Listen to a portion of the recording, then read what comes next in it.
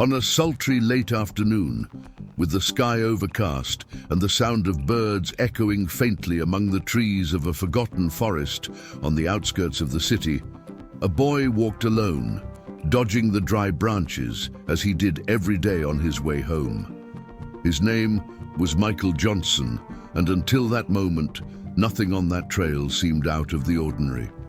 However, as he passed through a denser part of the forest, something on the ground caught his attention in a strange and disturbing way. A child's backpack, stained with mud, torn at the edges and thrown haphazardly, as if someone wanted to get rid of it in a hurry. Michael approached slowly, his eyes fixed on the out-of-place object, feeling the weight of the silence around him grow ever denser. He didn't know exactly what was making him hesitate, but something inside him told him the backpack wasn't there by chance. When he finally found the courage to unzip it, what he saw made him gasp. Inside, neatly folded, was a pale pink dress, still, smelling of fabric softener next to a bracelet with colorful beads that spelled out a name he knew well, Sophie. That was the missing girl, the same one he'd seen days earlier on posters plastered on school walls and in television reports, the same one for whom the entire town was on high alert, but whose search was already beginning to grow cold. Without a second thought, Michael ran to the nearest police station and reported what he'd found. And it was from this moment that the case took a completely unexpected turn, revealing dark secrets, hidden details, and connections never before imagined. Now, take a deep breath and prepare yourself, because what you're about to see in this story will stir your deepest emotions. If you believe that courage lies in simple gestures like this video, and subscribe to the channel to follow every last second of this incredible journey. If stories like this touch you in any way, take advantage and subscribe to the channel and leave a like. It makes all the difference here. Michael Johnson was no ordinary boy, even though the world insisted on treating him as if he were invisible. He grew up in the suburbs of Atlanta, in a small, old wooden house that creaked with every step, as if the very structure silently bore witness to the hard life it housed. His grandmother Mary, already weary with age, supported the family with the little she earned as a seamstress, always telling her grandson that silence could also be a form of wisdom.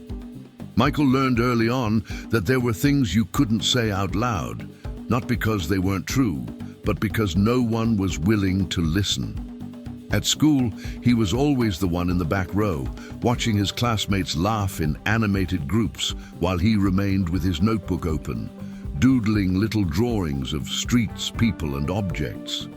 Many saw him as odd, others simply ignored him. Some children mocked his shyness, and even teachers unwittingly reinforced this invisibility, rarely calling him by name as if he were just another unimportant face in the crowd. But Michael possessed something no one noticed, a keen, almost instinctive sensitivity, capable of capturing nuances in gazes, discreet movements, silences charged with meaning. Mary always said, "You see what others choose not to see, my son." These words were etched in his mind every night as he lay on a worn mattress and let his thoughts wander. It wasn't uncommon, walking the neighborhood streets, to notice things that seemed invisible to others. A half-open window in an abandoned house, a car parked in the same spot, an uncomfortable gesture between neighbors. For Michael, nothing went unnoticed, though his voice was muffled whenever he tried to alert someone. This duality accompanied him daily, the strength of seeing what no one else saw, and the pain of never being heard. That's why, when he came across the backpack in the vacant lot, his heart reacted so intensely. It wasn't just childish curiosity, but the certainty that something greater lay before his eyes. Michael knew the find carried weight, and in the back of his mind, a memory began to surface. Old stories about a missing girl, whispered among adults and repeated in street corner conversations. The grandmother still didn't know what the boy had felt when he looked at that forgotten object. but Michael already sensed that the backpack wasn't there by chance. The question hanging in the air was unsettling. What exactly would he discover when he dared to look closer? Michael took a deep breath as he looked back at the torn backpack. His grandmother was already a few steps ahead, but he remained still, as if something invisible was holding him to that specific spot. The wind seemed to whisper through the dry leaves, bringing a strange smell that mixed damp earth, mold, and something hard to describe, an odor that made him shiver and immediately uncomfortable. The boy bent down slowly, his heart racing, and noticed that near the backpack's strap there was a detail no one but him would have noticed. Small marks on the surface of the fabric, like irregular scratches, perhaps made by nervous hands, desperately trying to open the zipper. A little further to the side, almost hidden by the vegetation, a child's blue ribbon was tangled around a dry branch. It was simple, made of cheap fabric, but to Michael, it seemed to carry a greater meaning. The contrast between the delicate object and the hostile surroundings further heightened the feeling that something terrible had happened there. He reached out, but hesitated to touch it, as if the simple gesture might awaken a memory that wasn't his. What disturbed him most, however, was a small, dingy, torn teddy bear lying on the ground next to the backpack, one of its button eyes missing. The toy didn't appear to have been lost recently. It bore the marks of time, neglect, and perhaps even suffering. Michael's mind began to fill with memories of old, conversations he'd overheard, adults discussing a missing child years ago, neighbors whispering names and dates in secretive tones. He'd never been certain of the veracity of these stories, but as he saw the objects before him, something inside him told him they weren't just rumors. His breathing grew heavy, and the silence around him now felt like an impossible weight to carry alone. He called out to his grandmother with a trembling voice, but when she approached and glanced quickly at the backpack, her reaction was dismissive. "It's probably just old junk, Michael. Don't go near it." The boy remained silent, but inside, a whirlwind of emotions was already building. He knew it wasn't just junk. He sensed a cry for help lost in time, a silent voice that only he seemed to hear. And as Mary walked away, he remained staring at the disturbing scene. With each passing second, his conviction grew. The question was inevitable. When he tried to warn someone about what he'd seen, would they once again treat him like a dreamy boy? Michael held tightly to the hem of his grandmother's coat, trying to make her understand the urgency of looking at that backpack again. His voice was low, but filled with a rare insistence. "Grandma, it's not just trash, I'm sure." Mary, tired and worried about the approaching hour, shook her head and tried to pull him by the arm. "Michael, let's go. Don't mess with things that don't concern you." Her tone wasn't cold, but protective. She feared her grandson would get hurt or into trouble, but Michael couldn't just turn away. There was something about that scene that wouldn't leave him alone. He persisted, pointing to the fallen teddy bear in the bough tied to the branch. "That's a child's, Grandma. Someone lost that. It can't be normal." Grandma took a deep breath, trying to contain her anxiety. Her look reflected disbelief, but also a desire to end the argument. To her, these were nothing more than old objects forgotten in a place where no one cared to clean them. In an attempt to find support, Michael looked around. He saw a neighbor crossing the street and ran toward him. The man quickly listened to the boy's explanation, but laughed disdainfully. "You've been seeing too much, kid. That's probably just bum stuff, not kid stuff." The comment was like an invisible punch. The boy felt the familiar sensation of being reduced to nothing, as if his perception were a childish fantasy no one would ever take seriously. Back at the property, Michael still tried to show his grandmother the details that were causing him so much discomfort, but she, impatient, told him he'd better go home before dark. The boy obeyed silently, but anger grew within him. Why didn't anyone believe his words? Why were his observations always dismissed as fabrications? The weight of being ignored became almost unbearable, especially when he was certain that this time something very real was at stake. As they walked back, Michael glanced over his shoulder, noticing the backpack still lying on the ground, alone, as if silently calling to him. His heart beat faster, not just from the fear of being right, but from the frustration of not being able to convince anyone to see what he saw.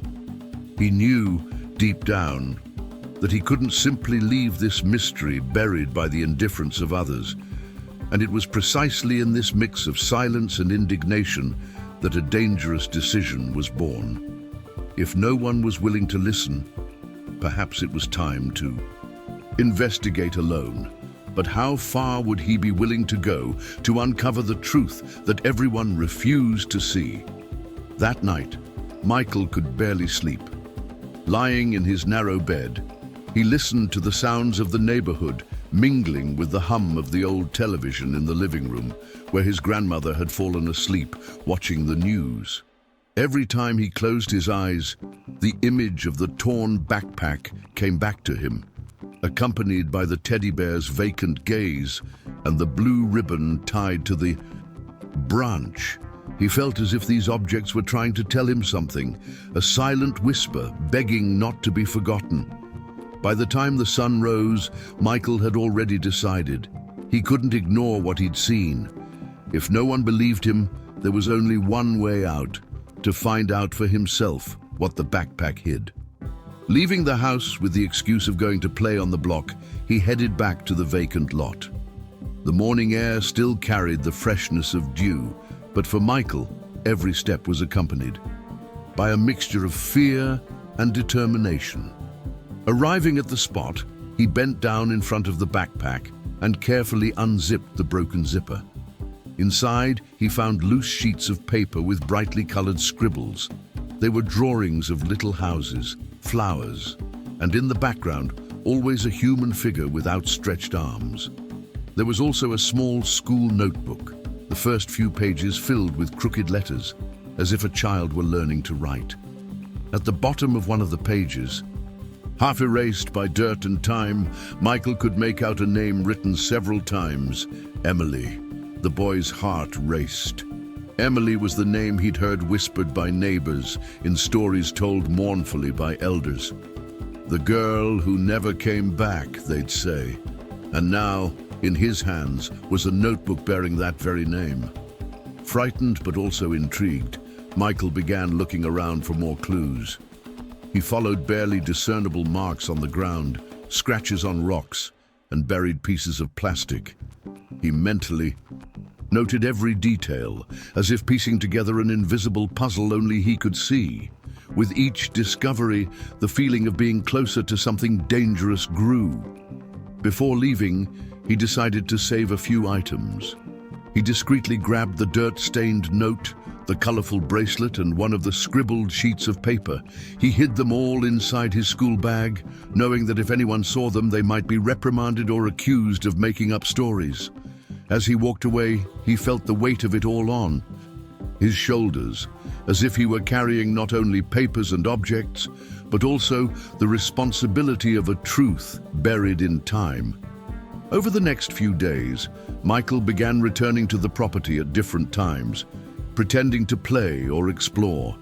He hid behind trees, observing the surroundings and paying attention to passers-by. On one of these trips, he noticed a tall man with gray hair and always wearing dark clothes standing for a few minutes on the other side of the street, staring intently at the property. He didn't speak to anyone, simply observing silently before continuing on his way. The boy recognized him as Robert Hale, a longtime neighbor who attended the local church and was considered respectable by many adults. Michael's heart sank. Why did this man seem so interested in a place everyone avoided? And why did his gaze convey such discomfort? With each step he took, the boy realized he was getting involved in something bigger than he'd imagined. Now, the question wasn't just what was inside the backpack, but also what the terrain hid. The line between curiosity and courage was becoming increasingly blurred. And while he kept everything he discovered secret, Michael didn't know that very soon his solitary investigation would no longer be just an innocent pursuit. He was about to face the cruel truth behind those forgotten memories, and nothing could prepare him for the weight of the revelation that was to come. Michael's decision to keep those objects didn't go unnoticed by his grandmother. A few days later, noticing her grandson always leaving the house in the same rush and returning with a look of unease in his eyes, Mary decided to follow him from afar. That's how she witnessed, with a chill down her spine, the moment he removed the colorful bracelet and the stained note from his school bag, observing them with the intensity of someone who knew he was facing something greater than he could comprehend. Frightened, Mary confronted him, and the boy, despite his fear, told her what he had discovered. For the first time, she noticed the seriousness in her grandson's eyes, that unshakable conviction that could not be mistaken for imagination. Unsure of what to do, but sensing the urgency of the situation, Mary decided to call the police. Hours later, patrol cars arrived at the vacant lot. Their red and blue lights reflected off the dry vegetation, creating an atmosphere straight out of a nightmare. Michael watched from a distance, his heart racing as if he were about to see his suspicions come to life. Officers began collecting the scattered objects, documenting every detail. One of them opened his notebook and remained silent for a few seconds before calling to his colleagues with a grave expression. The name written on the pages left no doubt: Emily Parker, the same girl whose disappearance 5 years earlier had shocked Atlanta and left the community in mourning. The case, which had never been solved, now returned with a vengeance, reopening. Wounds many had tried to forget. The vacant lot, once just an abandoned space, suddenly became a crime scene. Yellow tape was unfurled, marking the area as an area for investigation. Journalists began arriving, drawn by the police activity. Residents gathered around the tape, exchanging frightened glances and reminiscing about old stories. Many still remembered the desperate search for the girl, the mother's tears, the posters plastered across lampposts and walls. Time had buried hope. But now, faced with these objects, the past returned with brutal intensity. Michael watched everything in silence. A mixture of fear and relief coursed through his veins. Fear of being involved in something too dangerous for his age, and relief that someone finally believed what he had seen. Still, he knew the discovery carried a greater weight. If the belongings were there, it meant someone had hidden everything, intending never to be found. And that person might have been observing the activity at that very moment. As experts excavated nearby areas in search of new clues, Mary hugged her grandson tightly, as if to shield him from the world. But even she couldn't stop Michael's curiosity and quiet courage from keeping him connected to the mystery. He didn't want fame or recognition. What truly mattered was the truth emerging from the forgotten soil. And yet, among the faces watching the police work, Michael noticed again the tall, grim-faced figure of Robert Hale, standing a few feet from the scene, silently watching. The man's gaze reflected not surprise, but rather an unsettling familiarity, as if he already knew exactly what he would find there. And it was at that moment that Michael understood. The discovery of the backpack was just the beginning. The true secret of that land was still buried, waiting for the right moment to surface. But how prepared would he be to face what would unfold before his eyes? The revelation of Emily's name in the notebooks caused the entire Atlanta community to turn their attention to the case. However, as police gathered evidence and neighbors huddled together, Michael couldn't shake the image of Robert Hale, the tall, gray-haired man who always prowled the area. There was something in that look, a mix of coldness and watchfulness, that made the boy shiver inside. He remembered seeing Hale standing near the lot on other occasions, always silent, always watching, as if waiting for something to happen.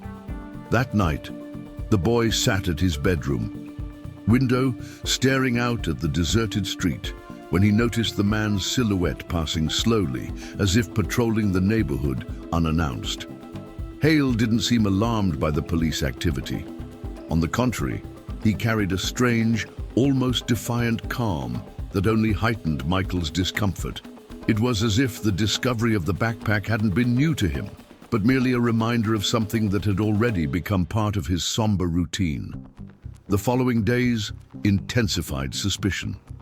While reporters knocked on Emily's mother's door, seeking statements, Hale would discreetly appear around the vacant lot.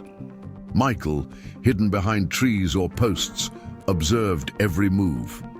He noticed how the man avoided long conversations, but paid close attention to the details of the investigation. To any distracted adult, this would have gone unnoticed. To Michael, it was a wake-up call. One afternoon, while the police were working on excavations, Michael got too close and caught Hale's eye. The man stared at him for what seemed like an eternity. There was a menacing weight in his gaze, a silent message that said, "I know you're seeing too much." The boy felt his stomach churn, but he didn't look away, as if in that moment his silent courage was being put to the test. That night, Mary noticed her grandson's unease and tried to extract an explanation, but Michael couldn't bring himself to mention Hale's name. She felt that speaking out loud might invite even more danger to herself and her grandmother. She kept it to herself, but the conviction was already forming in her mind that this man had a direct connection to Emily's disappearance. One day, returning from school, Michael found Hale standing on the corner near his house. The man smiled strangely, a smile that didn't convey sympathy, but rather menace. He approached slowly and said in a low, firm voice, but without witnesses around, "Too much curiosity can be dangerous, boy." And then he walked away, leaving the air thick with fear and silence. Michael returned home trembling, but he knew he couldn't back down. That threat confirmed what he already suspected. Robert Hale wasn't just a bystander. He was directly connected to the secret the backpack had revealed. That same night, Michael wrote down on a sheet of notebook paper everything he remembered about Hale's looks, footsteps, and presence. He tucked this record under his pillow, convinced he needed to keep proof of his own observations. And though the fear was overwhelming, the quiet courage to continue investigating grew within him, because deep down, Michael knew the veiled threat was just the first step in something much darker. If Hale was involved, sooner or later concrete evidence would emerge that could change the course of the entire investigation. The question was, how far would the boy have to go to find the proof that would finally reveal the truth? The days that followed were marked by a heavy silence in Atlanta. The discovery of the backpack had reopened old wounds, and every corner seemed to carry reminders of Emily Parker's disappearance. The police intensified their search, but for Michael, nothing was enough. Within him, the conviction grew that Robert Hale knew more than he let on. It was as if the vacant lot was not just a scene of abandonment, but a stage for tightly guarded secrets. On a cloudy morning, experts arrived at the scene with heavier equipment. Michael watched from afar, hidden behind a rusty fence, when he saw the investigators begin excavating a specific spot near a tree with exposed roots. The sound of shovels cutting through the earth echoed like an omen.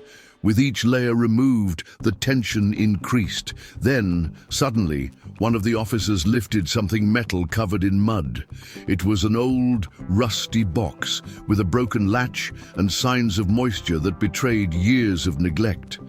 The object was carefully opened before everyone. Inside were yellowed photographs of smiling children, apparently taken at community parties.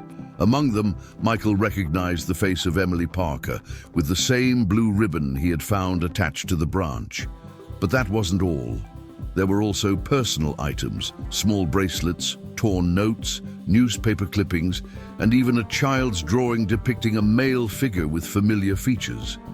For the investigators, this was irrefutable proof that someone was collecting mementos linked to Emily and perhaps other children.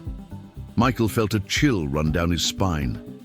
He knew this discovery would change everything, but he also knew it would endanger anyone who dared to get close to the truth.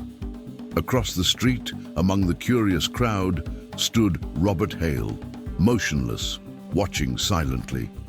His eyes showed no surprise, only suppressed unease, as if the appearance of that box were an obstacle to his carefully guarded plans. Police immediately declared the property a high-risk investigation area. Journalists huddled behind the yellow tape, cameras capturing every detail. Emily Parker's name returned to the headlines, reigniting debates about the flaws in the initial investigation and how the case had been so quickly closed years earlier. Emily's mother, upon learning of the discovery, arrived at the scene in tears, breaking down before the photos that confirmed, beyond a shadow of a doubt, that her daughter's belongings had been there all along. Michael, hidden in the shadows, felt his throat tighten. He didn't want to be seen. He wasn't seeking applause, but he knew that without his insistence, the story would remain buried. Deep down, he only wanted justice for Emily, even if he couldn't comprehend the full consequences. The rusty box had become the missing piece of the puzzle, the evidence that no one could ignore. It was the turning point in the investigation, the moment when all suspicions were confirmed and the truth finally began to emerge from the bowels of the earth. But as the crowd stirred at the revelation, Michael caught Hale's gaze again, crossing the street, fixed on him for a few seconds. A gaze laden with menace and silence, as if to say, "You opened the wrong door, boy." And it was in that moment that Michael understood that the next step would not only be to witness the investigation, but to see the truth explode before everyone, revealing who had really lived so long hidden in the shadows.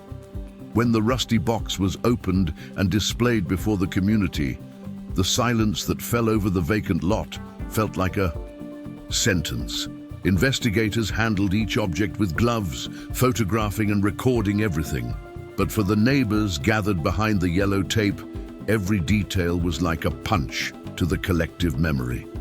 Emily Parker's name, forgotten by many over the years, now echoed in every whisper, rekindling memories of the day she vanished without a trace. Local news cameras broadcast live, and within minutes the scene gained national attention. All of Atlanta stopped to watch the discovery unfold. The yellowed photos, the child's notebook, and the colorful bracelet were seen as symbols of a crime that had remained buried in indifference. The city wondered how it was possible that for so long such important evidence had remained in plain sight, unnoticed. It was at that moment that a woman with disheveled hair and a pained look broke through the crowd. It was Sarah Parker, Emily's mother. Her steps were unsteady, and her sobs already betrayed her approaching collapse. Seeing the objects laid out on the expert's makeshift table, Sarah fell to her knees, her trembling hands covering her face. When she finally managed to look at the bracelet, she recognized it immediately. "It's hers. It's my daughter's," she repeated through her tears. The neighbors, previously curious, now wept in silence, bearing witness to the weight of the tragedy relived. Michael watched from afar, hidden in the shadows. His heart pounded, not only from the shock of the scene, but also from the fear that his name would be mentioned. He knew he wasn't seeking recognition, but at some point, someone would discover that it had all started with him, with his keen eye for the detail everyone else overlooked. The media, searching for answers, began to question how the objects had been found. Journalists pressured the police, demanding explanations for reopening the case. Reporters and camera crews began to talk about serious flaws in previous investigations. Outrage grew. If someone had looked more Carefully, years ago, perhaps Emily would have been found. Robert Hale was there too, mingling with the crowd. His eyes remained cold, fixed on the scene, as if calculating every move. To many, he was just another curious neighbor. To Michael, he was the most menacing presence of all, the living ghost who walked before the cameras unsuspectingly. As the agents raised new hypotheses, the murmur among the residents turned into a collective outcry. "We want justice!" shouted a voice from the crowd. Soon others joined in, transforming the vacant lot into a stage of revolt and indignation. People cried out not just for Emily, but for all the invisible children, for all the stories muffled by silence. And in that whirlwind of emotions, a police officer approached the evidence table and, in a firm voice, declared, "This case will be reopened. Nothing will be hidden anymore." The crowd applauded through tears, and Sarah Parker was supported by neighbors who had previously avoided even mentioning her daughter's name. Michael remained motionless, feeling something inside him change forever. He had given voice to a forgotten story, but he knew it wasn't the end yet. Because if the evidence was there and the whole town now knew the truth, the question that wouldn't go unanswered was inevitable. When they discovered who was behind this, how far would the danger go to stay hidden? As the crowd stirred in front of the vacant lot, surrounded by television cameras and outraged neighbors, few knew that the revelation had only been made possible by an 11-year-old boy. Michael remained on the sidelines, hidden among unfamiliar faces, as if he were just another curious spectator. But inside him, the feeling was contradictory. On one hand, the fear of being noticed by the man who so frightened him. On the other, the secret desire that finally someone would acknowledge that he was right. It was during the confusion that one of the most experienced police officers, Detective Alan Morris, heard whispered comments from Mary, the boy's grandmother. Overcome with emotion, she quietly confessed that it was her grandson who had found the backpack and insisted that the police be called. The detective looked at her in surprise and immediately wanted to meet the boy. Mary was reluctant, but called Michael, who approached timidly, his eyes downcast and his hands hidden in the pockets of his worn pants. "Did you find this?" the detective asked, discreetly showing Emily's notebook. Michael simply nodded, his heart racing as if each beat betrayed his secret. "And how did you know it was important?" Alan continued, his tone softer, almost paternal. The boy replied quietly, I just saw what no one wanted to see." The simple words resonated deeply with the detective. He realized it wasn't luck or chance, but a watchful eye that had defied indifference. At the same time, he knew that exposing the boy could put him at risk, especially since suspicions were already beginning to arise around well-known figures in the neighborhood. So Alan decided to protect the boy's identity. When reporters questioned him about how the evidence had been found, he simply replied, "We received an anonymous tip that led us here." For Michael, this was a relief. He wasn't seeking fame or headlines. His mission was simple and quiet, to ensure Emily wasn't forgotten. However, rumors began to circulate among the neighbors. Some claimed to have seen the boy near the property days before the police arrived. Others said Mary had made suspicious calls. Little by little, the truth about who had really started it all began to spread, not through the newspapers, but through hushed conversations on street corners. One night, while walking home with his grandmother, Michael was surprised by a woman who approached him discreetly. She was a teacher from the local school who looked him in the eye and said emotionally, "You were very brave, Michael. Never let anyone make you believe otherwise." The boy didn't know what to say, but he felt that for the first time, someone truly saw him. Still, his conscience remained uneasy. Being recognized as a hero didn't erase the fear he felt every time he saw Robert Hale's shadow in the vicinity. That man's menacing gaze was a constant reminder that the story wasn't over yet. What Michael had started wasn't just a resurrected memory, but a dangerous game in which the truth could cost dearly. And while headlines hailed the reopening of the case and neighbors spoke indignantly about justice, Michael knew the real challenge was yet to come. Because finding evidence was only the first step, the bigger fight would be confronting a society that chose to ignore children like him and silence uncomfortable truths. The story of Michael and the discovery of the backpack wasn't just about Emily Parker or a crime that had been kept secret for years. It was also about something much bigger, the way society treated the most fragile voices, especially when those voices belonged to black children from forgotten communities. The silence that always accompanied the boy wasn't just the result of his shyness, but of a world unwilling to hear what he had to say. How many times had Michael tried to point out small things he observed and been ignored? How many times had his grandmother had to defend him from mean, belittling comments? Emily's case only exposed a painful reality. Many truths remain buried, not for lack of signs, but because those who point them out are not considered credible. The weight of this invisibility is crushing, transforming sensitive children into ghosts that roam unnoticed by adults. When the community gathered in front of the vacant lot, demanding justice, no one realized that this chorus only existed because one boy dared to believe what he saw. Michael wasn't seeking recognition, but his quiet courage reminded everyone that even the weakest voice can carry the power to change destinies. The fact that he was the first to see what no one else wanted to see was, in itself, an indictment of collective blindness. This reflection echoed in quiet conversations. Some residents began to wonder, if Michael had been heard sooner, how many mistakes could have been avoided? And further, how many other children in how many other neighborhoods carried similar stories, but were disbelieved simply because of who they were or where they lived?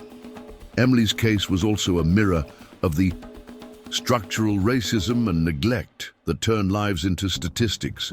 Michael wasn't fully aware of this. To him, he was just a kid who did what needed to be done. But to outsiders, his actions revealed a powerful lesson. Courage doesn't require shouting or grand gestures. Sometimes it's born in the silence of someone who refuses to ignore a detail everyone else chooses to ignore. While reporters debated the investigation's flaws on national television and politicians capitalized on the commotion to deliver fiery speeches, Michael remained in his small home, sitting at the table with his grandmother, doodling in his notebook. He drew the backpack, the teddy bear, the blue bow, as if to capture in images what could never be forgotten. Mary, watching her grandson, knew that these pages would become his way of keeping alive the memory of Emily and so many other invisible children. But there was also an emotional weight that couldn't be ignored. Michael was beginning to understand that by carrying this burden, he had not only helped bring justice, but also put himself at risk. Hale's menacing gaze remained etched in his mind, reminding him that courage comes at a price. Still, he had no regrets. Had he backed down, Emily would have remained only a faded memory. Social reflection mingled with personal emotion. How long will society turn a blind eye to the clearest signs? How long will a child's word be considered less important than an adult's silence?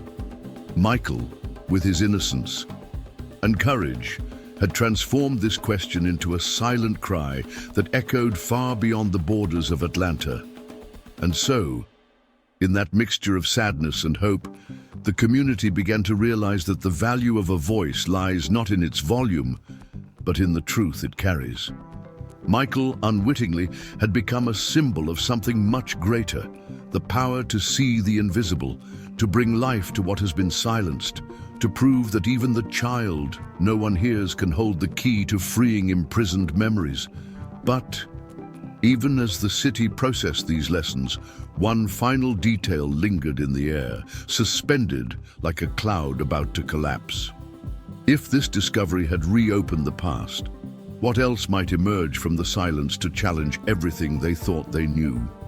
The vacant lot, once ignored and forgotten by the city, was now marked by the hurried footsteps of investigators, camera lights, and echoes of whispered conversations as they tried, at all costs, to piece together the puzzle left behind. The case of Emily Parker, which until then had been just another name on missing persons posters, had become a symbol of the struggle for justice and memory. For many, what happened there reopened wounds that time had tried to silence. But for Michael, the boy who found the backpack, it meant the end of an intimate and solitary journey that would leave eternal marks on his soul. That same night, while the city was still buzzing about the case, Michael sat on the porch beside his grandmother, wordless. He watched the lights reflect off the wet asphalt and let his thoughts flow freely like the light rain. His silence wasn't empty. It was filled with the knowledge that, even without bringing Emily back to life, he had given voice to her memory.